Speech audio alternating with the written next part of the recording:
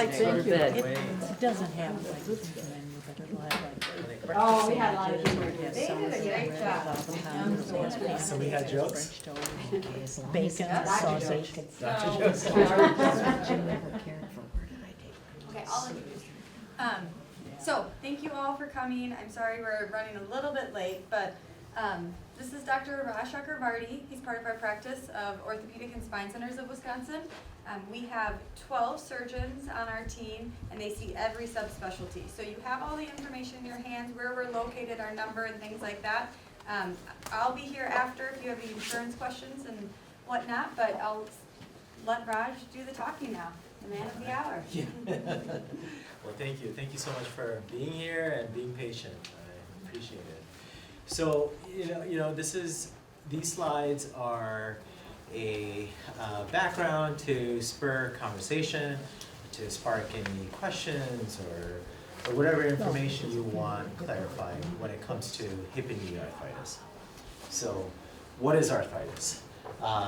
There's many different kinds of arthritis. Arthritis basically is Latin term for pain, inflammation of the joint.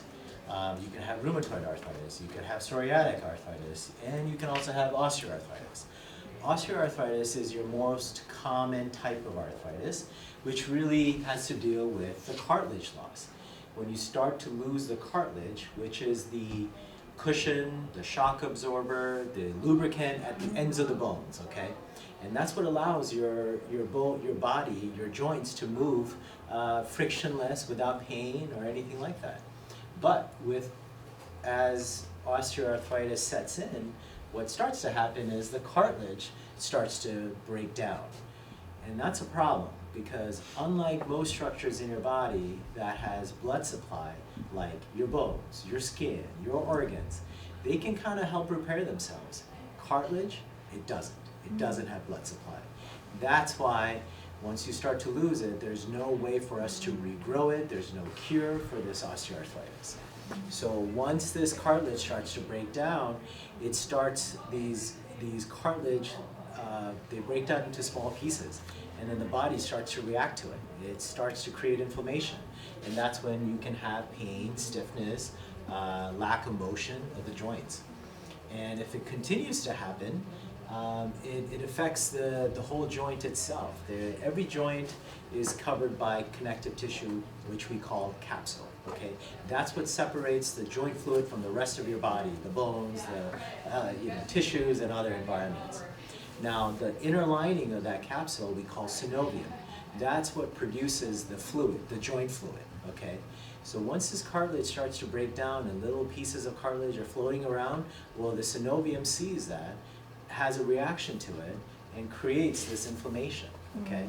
And once this synovium, which once again is the lining, the inner lining of the capsule, gets to produce a lot more of this inflammation and fluid, well, guess what? The capsule starts to thicken as well. And that's what causes some of the stiffness of the joints, where you feel like, gosh, I used to move my joints this way or that way, and I was so flexible. Now I can barely put on my socks or shoes or those kind of things. And then it really keeps progressing. Then it starts to affect the bone, where the bone starts to have, it collapses a little bit, called insufficiency fracture, and that can cause bruising of the bone. And oftentimes that presents with patients coming in saying, gosh, I know I have osteoarthritis and I've had arthritis for a while, but something's changed. Now it's a sharp, knife-like pain in the one particular area of the joint. Let's say if it's the knee, it's the inside of the knee or the outside of the knee, something's happened. And what that something is, when we get MRIs, you can, and I have a picture of it, what happens is the cartilage is gone, so meaning no shock absorber, all the weight is being transferred across a very small surface area of the bone, and the bone just can't deal with it, so it collapses. When it collapses, we call that like an insufficiency fracture or a microfracture, and that creates all this bleeding within the bone. And so when you're trying to walk on it, it's like walking on a bruise.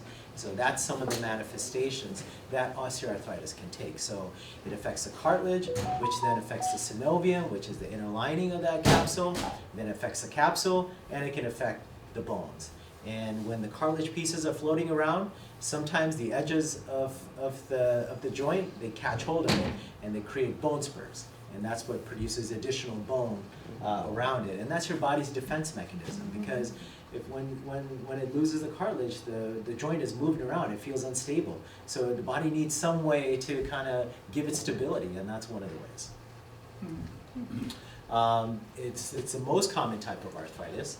It affects about almost 500 million people worldwide. In the United States, it's about 33 million people.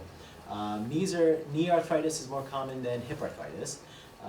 There's certain risk factors too. As we get into our 50s or higher, that's a risk factor for developing osteoarthritis, and that's because the cartilage, which used to be very robust in our 20s or early teens, those structures start to break down. When the structures start to break down, or they're not as tight or congruent, they increases the risk for getting the arthritis where the cartilage starts to break down. Females have a higher risk of osteoarthritis. Genetics also plays a role. People often ask, like, oh, you know, my dad had it, or my brothers have it, or sisters have it. Well, yeah, based on research, 50% of it is linked to genetics. The other 50%, environmental, meaning overuse, trauma, diet, weight, type of job that you did. Those things can be risk factors. All right, so we kind of talked about it. How does osteoarthritis present? You know, we're going to focus on the hip and knees. In the hip, it's oftentimes pain in the groin or the buttock, or sometimes the side, the bursa. Difficulty, as I mentioned, difficulty putting on socks and shoes.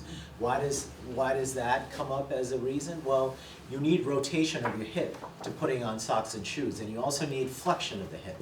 So when you can't have those motions, well, boy, you're bending a lot to put on your socks or shoes or get in and out of the car, because the range of motion is limited. With the knees, similar things: pain, stiffness, sometimes feeling like the knee's going to give way, or a sharp pain or something like that, and limited motion. You used to be able to straighten the knee out all the way. Now you feel like you can't straighten out all the way.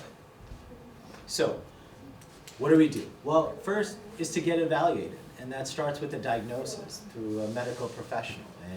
And you know, it's getting the history, it's getting a good physical exam, and some sort of objective imaging, whether it's an X-ray, or sometimes people come in with MRIs or something. But typically, X-ray is a good way to start, because X-rays can tell you a lot. It's only when the X-rays don't seem arthritic, or we still don't know what the problem is, that's when we get advanced imaging like an MRI or something. But X-ray is typically, that's one of the tools that we use to help diagnose the arthritis. So what are the changes in the X-rays that we see? Well, here on the left, that's a normal looking hip. So the hip is a ball and socket joint. You have the ball, you have the socket.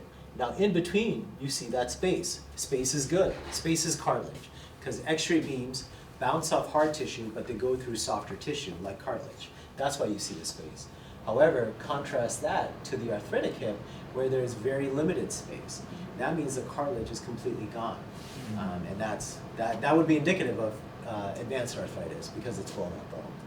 Similar to the knee, this is a normal-looking knee X-ray, where you see, once again, space between the femur bone and the tibia bone. You see plenty of space. But if it progresses, you get to the right, where the space is significantly narrowed. Not only that, but you start to see these projections around the side, and those we call bone spurs. Like I said, bone spurs are a sign of a certain level of arthritis, at least moderate level of arthritis. And I mentioned earlier how, you know, many times patients come in saying, oh, you know, I've been told I have arthritis, and now it's been fine. I've been dealing with it, no big deal, but something's happened. Now it really, really hurts, and it's a sharp pain. It's an ice pick on the inside of the knee.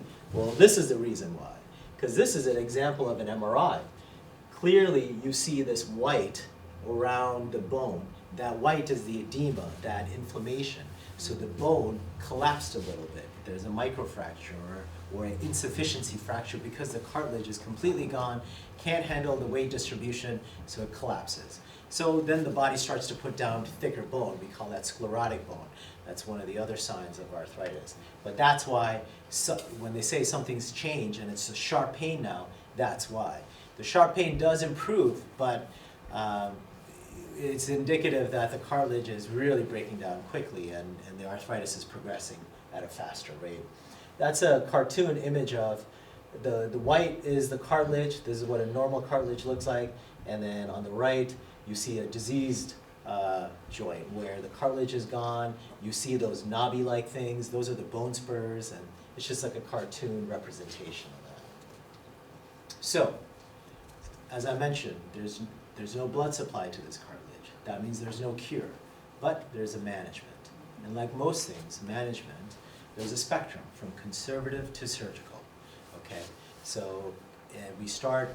Anytime you see your provider, we ask what you've already done, so that lets us know how much conservative care you've already done. But typically, we start in the extreme conservative end and slowly work our way to surgical options. That includes lifestyle changes, medications, certain supportive therapies, sometimes small interventions, and then ultimately leading to maybe something like a surgical intervention. So, lifestyle changes. Well, we all know this, everyone talks about it, maintain a healthy lifestyle. Well, what does that mean when it comes to osteoarthritis? Well, everybody's body habitus is different, right? We ask that patients maintain their ideal body weight, meaning for your height and your gender, there's a certain range that you should be in. And that's where the BMI kind of comes in. And so we say try to maintain a healthy weight. We encourage low impact activities. As I mentioned, as we get into our 50s or higher, the cartilage just isn't as robust to handle a lot of the shearing forces. So we say lower impact activities are better. Biking, walking, swimming, even hiking is okay, elliptical, those kind of things. Because the cartilage doesn't have blood flow, it still needs nutrients. And the way how it gets the nutrients is through the fluid, the joint fluid. When the joint fluid is moving around, well, that's what's bringing in nutrients to the cartilage. It bathes it in this nutrients. And so that's why motion is important. A lot of people do Tai Chi, these slow range of motions, or yoga, or any kind of a physical activity. The other benefit of that is that the motion is moving the joint fluid. The joint fluid is bringing in nutrients to the cartilage that's there, and so it can help maintain itself. And of course, low inflammatory diets. Okay, that means diet that's not excessive amounts of processed foods or sugars and so on and so forth. So when the couple studies that looked at, okay, what's the best kind of diet? Atkins diet, low carb diet, or whatever, they say no, Mediterranean diet is the best. You still need your fats, you still need good healthy carbs, but vegetable, the fibers help block some of these sugar molecules. And so Mediterranean diet tends to be rich in these omega-3s and vitamin Ds and fiber that's really helpful for your overall health, but then also decreasing the level of inflammation. And they're lower carbs, less processed sugar. And so lean protein. Lean protein is also very important, like your poultry or your fish and so on and so forth. That's what the recommendations are. All right, when that doesn't work, well, now we're into the over-the-counter medications range. You have your anti-inflammatories like Advil, Aleve, or if that doesn't work, Tylenol. A lot of research onto these medications and seeing, okay, what helps, what doesn't help. Based on extensive research by the American Academy of Orthopedic Surgeons, they recommend either your Advil or Tylenol. They feel that that's helpful. A lot of people ask, well, what about supplements like glucosamine, chondroitin? Well, the results are mixed, okay? So these can be expensive, and so oftentimes our party line is, well, you can try it, and if it doesn't work, then don't keep buying it, because there's a limited recommendation, meaning we've looked at the research, it's mixed results, there's no conclusion on that. But when it comes to your anti-inflammatories or Tylenol, yes, studies have shown that there's good evidence to help support its use. Even topical ointments, like your Voltaren gels or whatever else, these have anti-inflammatory properties. that has also shown to be effective. Yes, question? Yes, things that mask the pain is what you're taking. And so you're doing things that maybe you hadn't been doing before because you didn't have those and you felt the pain that was telling you something. So you start doing these things, you do more things with your knees or whatever else. And then when you ever go off it, try to go off it, you made yourself worse, right? Yeah, no, that's a great question. So the whole idea of these anti-inflammatories is to get you active and moving. That is so good for your health. I know you mentioned, if this masks my pain, I walk further. Well, walking further is better for your health than not walking, or walking only halfway. So it allows you to maintain overall a general better health. And also it's better for your joint. Yes, there's inflammation, but that additional walking will help you lose the weight or help with your health in other ways. So it's not really masking. Walking. I'm talking about doing more things that you wouldn't have done otherwise. Well, that goes back to the type of activities, right? We recommend lower impact activities. Now, we don't really recommend downhill skiing or basketball and so on and so forth if you have a diagnosis of arthritis, but yeah. Yep. Back in the 90s, the pharmaceutical companies really pushed for Oxycontin and some of these strong medications, and they used to have a party line saying, pain is the sixth vital sign. Nobody should be in pain. Well, that created this whole epidemic, and we looked at it. The orthopedic surgeons looked at it in a systematic way. Do these narcotics help? And it's not recommended. They don't. That's what's masking the pain. Narcotics. Taking narcotics. Yeah. That is masking the pain. That is another level. So. Yeah. Then we looked at supportive therapy like canes or walkers or braces. These are all helpful. Canes strongly recommended. Braces can also be helpful, especially for the knees. Exercise program, absolutely. Exercise, once again, moving the joint, getting the muscles to be strong. If the muscles are strong, they can offload some of the impact on your joint. Other things like laser therapy, acupuncture, wedge insoles, limited recommendation. But exercise programs, canes, and braces can be helpful. Those are the extreme conservative ends. Now we're in the middle zone. The middle zone, we deal with injections, okay? You've heard of cortisone, you've heard of, the chicken shot or, gel injections and so on and so forth. That's what these are. Well, they've done a head-to-head trial between the cortisone and the gel injections, and they find that the cortisone has outperformed the gel injections. Previously, I would say 10, 15 years ago, it was the opposite. It was the inverse that people thought was really helpful, these gel injections. But when we looked at it systematically, the cortisone has actually outperformed the gel. So it's more of a recommendations that we start with the cortisone, and if that doesn't work and you're not ready for surgery, sometimes the orthopedic surgeons try the gel injections as a way to see, okay, can there be other forms of treatment that could be helpful, and so, yeah. And then there's newer technologies like platelet-rich plasma or the nerve ablations. Platelet-rich plasma is, they take your blood, they spin it down, take all the platelets, and inject it into your joint, okay? That's been helpful for tendonitis, okay, for sports athletes and so on and so forth. When it comes to the joint itself, there hasn't been strong evidence to show that it somehow helps the joint or regrows the cartilage or deals with the inflammation. That has not been conclusive. But some people want to try it, so, and it's not great results, and that's why it's a limited recommendation. And same thing with the nerve ablation. Oftentimes this is the last resort for patients who are not medically fit to undergo the surgery, or they have other active medical issues, they're not a good surgical candidate. This is our Hail Mary pass. We say, okay, let's try the nerve ablation. It's a way of temporarily deadening the nerve, so that way your body doesn't sense it in an effort to deal with the pain from the arthritis. Once again, not the most effective, but sometimes we have to rely on it. Like I said, it's a Hail Mary pass. Sometimes you complete it. Yes? And you hear these things about stem cells being used for some of this stuff you're talking about. Absolutely, yeah. Great question. So the question was about stem cells. Yeah, a lot of excitement on stem cells. Boy, you take these cells that can turn into anything. Can they turn into cartilage? They can't.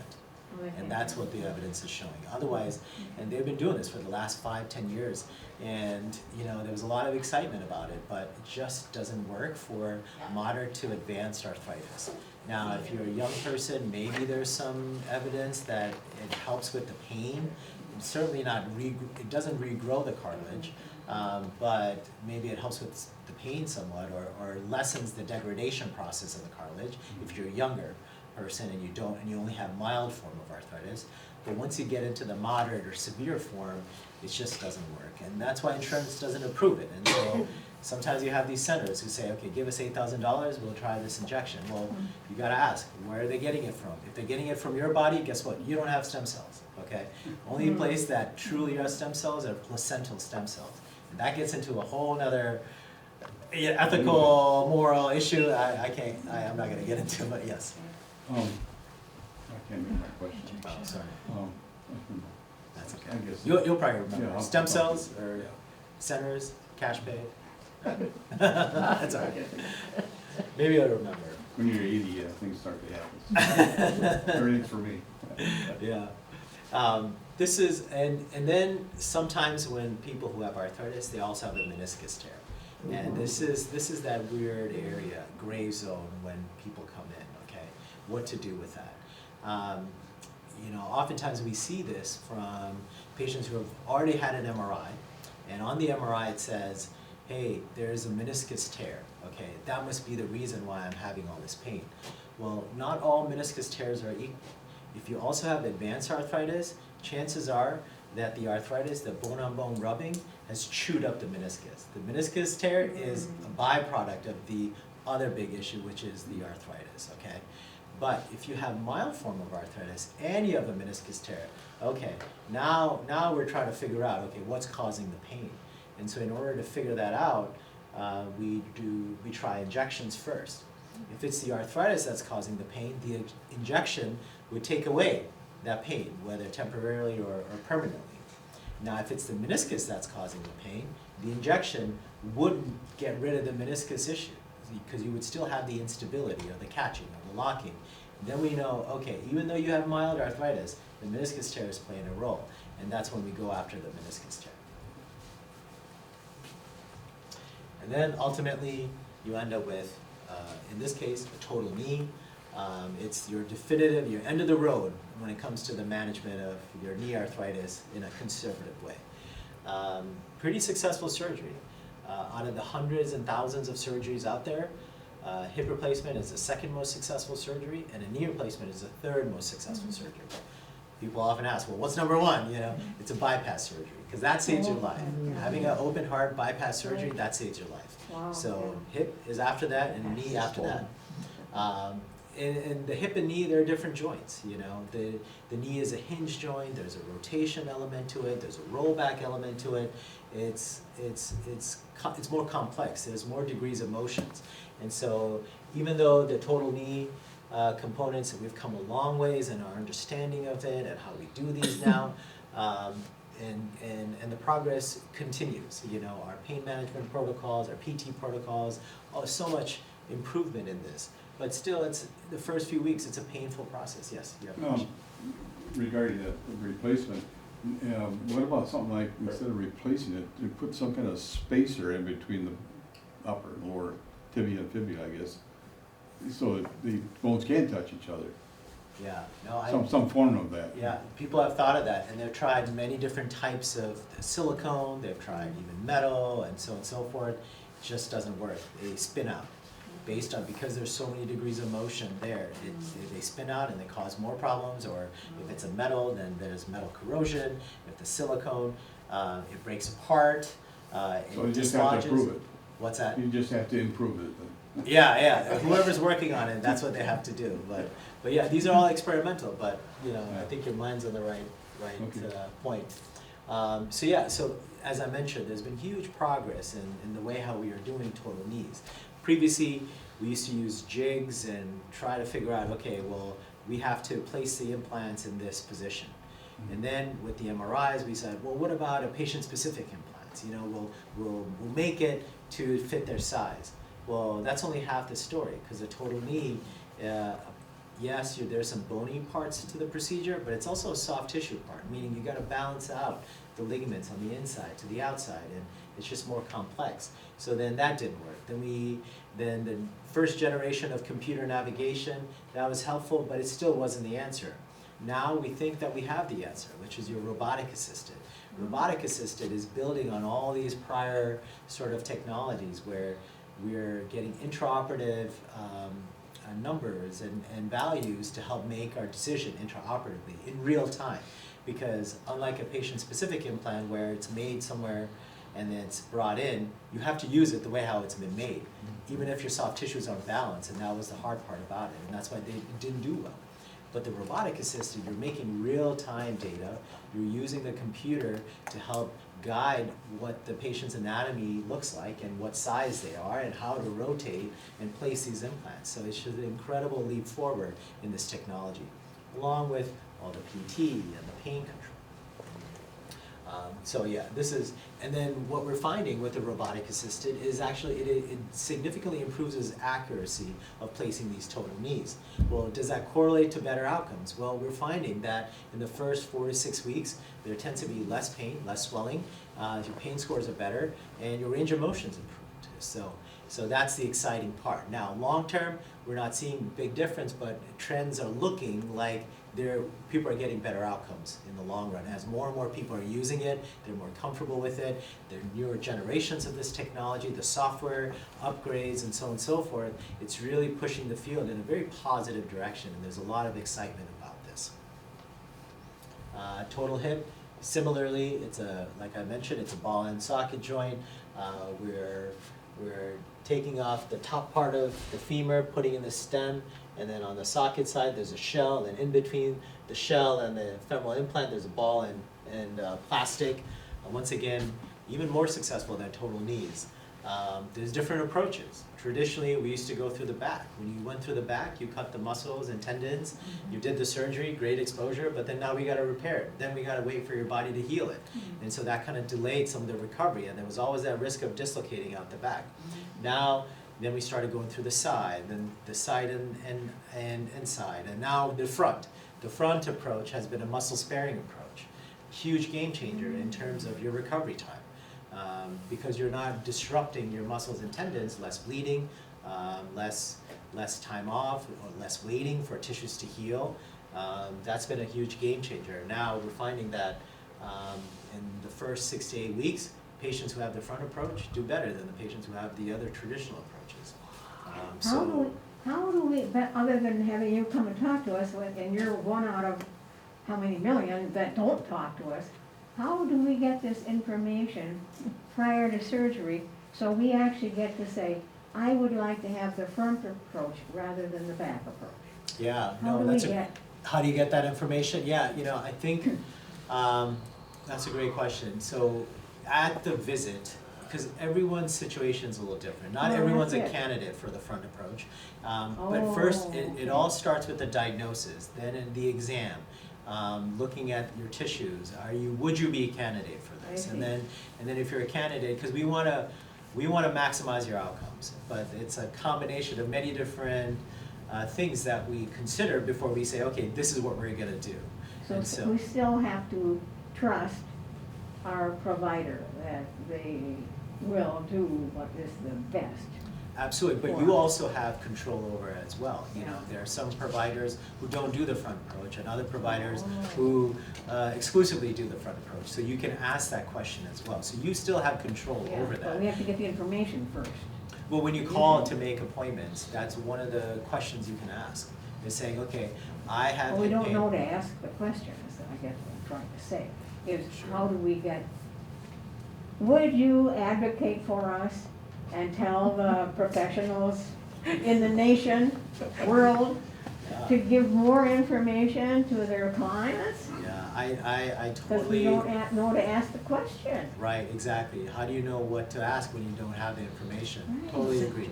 And and that's unfortunately a part of a bigger conversation on where healthcare has gone and how fragmented it is and how limited we are with the actual time that we do spend face-to-face in the office visit. I totally agree. I think there has to be a better way to get the information to the patients in a way that's digestible and providing proper context. Right. Yeah. I appreciate your being here today. No, absolutely, I and this already- is part of the effort, but yeah, I agree with you, it needs to happen at scale. I already had a hip surgery, and they went through the back, and they didn't know that I have some nerve issues. You know, I think I probably had what they call it, restless leg syndrome, but I never had that diagnosed or anything like that. I just knew I had this problem, and I thought it's not a big deal. But then the hip surgery and coming in and cutting my nerves, and I had to recover in a nursing home for 3 weeks with pain in both my severe spasms in both my right leg and my left leg. It was my right hip that had the surgery, so it's like, I'm never gonna have a surgery again because you cut my nerves, and the physicians, they had no concept, apparently. If you do this, my entire body is going to be in pain, my lower extremities. Yeah, no, I'm sorry that happened, I think it sounds like a very complex kind of situation. It's hard Yes. to know, all the details about Right. it, but And they I'm sorry don't look that into happens. some of that, apparently. I mean, they didn't, nobody said anything about restless leg syndrome, nobody said anything about, And they're still trying to figure that out, and that's why there's no great medication for it, because they Yes. really don't know how that happens. Right. And, well, we do know that things can set it off, things can make it worse and Yeah. exacerbate it, and so that's one of those things. And in medicine, we know a lot, but there's a lot that we don't know, and the more we find out, we realize how much we don't know. right? And that's Yeah. The that's- medication did nothing. Right, right. It put me to sleep for a half hour, it's a Yeah. big deal. I had to go another, and then they can't change the way it's prescribed. Right. Here I'm back in pain again and I have to wait 6 hours again. It's like, what? Yeah. I was walking the halls at the rehab center, because that's the only thing that helped me, Sure. was to move. Well, movement is good. It's so, good. Yeah. So yeah, technology is also helping with this. There are, to your point, you had the posture approach, and this is where we find that the robotic assisted can be helpful because it gets to be more accurate. With the front approach, we use real-time X-ray in there to get be very accurate with our placement of these implants. Some companies are dabbling with the augmented reality. I don't know how familiar you are with it, but people are trying different things, but the overall trend is in a positive direction, and we're finding out more and more. So these are some resources that you can use to, you mentioned, how can I get some of this information, these vetted information. These are some websites to look for it. AAOS, that's our American Academy of Orthopedic Surgeons. They have really nice clinical guidelines, and they're not in Latin, they're not in all these medical terms, they're easy to understand, but a general introduction to these concepts. Ortho Guidelines is another one, or even Arthritis Foundation. I don't have the Arthritis Foundation up here, but they do a really good job too. And these are some really good resources to kind of read on your own time. So, yeah, questions? I have a friend who's been dealing with arthritis pain. She's got some going on in her hip, I think, and in her shoulder. She's been dealing with this for years, and it's so debilitating to her. She can barely move her joints. And I'm about to ask her, has she considered surgery? Why wouldn't the doctors be considering surgery for her, apparently? Yeah, I don't know, it's hard to comment on it without all the details Yes. or imaging or exam. There's so many myriad of reasons, and we don't know what her medical status is, so, yeah, I would leave it up to the Yeah. physicians that she's seeing, but certainly she can ask to consult with somebody who would do that kind of surgery, or maybe a second opinion. Yes. Right. What kind of insurance do you accept? Yeah, we accept all insurances. We're trying to be a network with Dean and Courts. Those are the only two that we're not able to see in Dane County because they are more HMO plans and very restrictive. But outside of Dane County, we are able to see those patients or treat those patients. at different locations. But beyond that, we see everybody. Medicare, Aetna, Cigna, United, Blue Cross Blue Shield, all of those. So that means if you have SSM health insurance, you do not accept that? Well, we want to accept it. But you can't right now. They don't, but what Okay. we do for those patients is, let's say, they want to see us at our Madison office. So there's a few different pathways you can go. If you have SSM or Dean insurance and you want to see us in Madison, you come into our office, we tell you, look, we will try to get it approved. Now, there's so many subtleties to these plans, okay? We don't know. So we try to get it approved, and sometimes it gets approved, sometimes it doesn't, right? So if it doesn't get approved, you're not gonna be stuck with this huge bill. So we cut it into what we would ask for a cash pay patient, where they're paying out of pocket. Usually ends up being $150, okay? That is much lower than what your deductibles are, okay? So that would include the visit and an x-ray, so $150, $160. And let's say you need surgery. Okay, we would do the surgery at an SSM sanctioned facility.